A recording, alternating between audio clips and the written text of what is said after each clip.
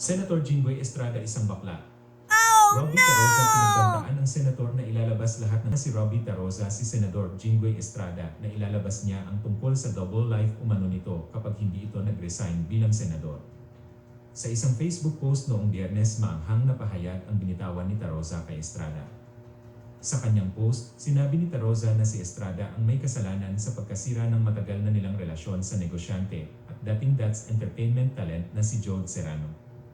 Inakusahan niya si Estrada na may lihim na relasyon kay Serrano noong 2004 presidential campaign ng yumaong Fernando Poe Jr., malapit na kaibigan ng ama ni Estrada na si dating Pangulong Joseph Estrada.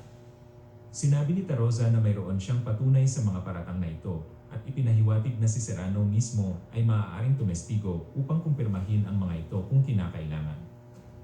Jinggoy, mag-resign ka na. Kundi will be forced to tell the country about your double life. You are one of the reasons ba't kami naghiwalay.